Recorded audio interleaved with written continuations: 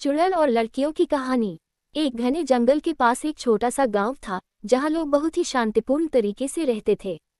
लेकिन उस गांव में एक डरावनी बात मशहूर थी कि जंगल में एक चुड़ैल रहती है, जो रात में बाहर निकलती है और अकेले घूमने वालों को अपने जादू से भटका देती है।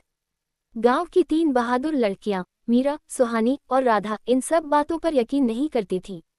एक दिन उन्होंने सोचा कि क्यों न जंगल में जाकर सच का पता लगाया जाए। तीनों लड़कियां एक दूसरे का हाथ पकड़कर रात में जंगल में निकल पड़ीं। जंगल में थोड़ी दूर चलने के बाद अचानक ठंडी हवा चलने लगी और एक अजीब सी आवाज आने लगी। तभी उनके सामने एक सफेद साड़ी पहने एक रहस्यमयी औरत खड़ी हो गई। वह धीरे धीरे लड़कियों के पास आ रही थी। वह चुड़ैल ही थी, लेकिन लड़कियां घबराई नहीं और मिलकर उसे रोकने का तरीका ढूंढने लगी। मीरा ने चुड़ैल से साहस के साथ पूछा, तुम कौन हो और हमें क्यों डराना चाहती हो? चुड़ैल ने हंसते हुए कहा, मैं तो इस जंगल की रक्षक हूँ। जो भी यहाँ बिना अनुमति के आता है, मैं उसे रोकती हूँ।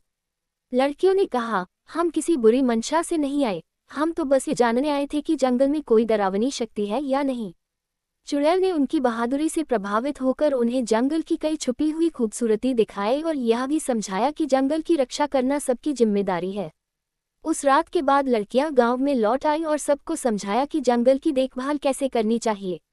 इसके बाद गांव के लोग उस जंगल को बहुत सहेजने लगे और चुड़ैल कभी किसी को डराने नहीं आई। इस कहानी से हमें ये सीखने को मिलता है कि डर का सामना करने से न केवल सच सामने आता है, बल्कि हमें जिम्मेदारी भी समझ में आती है।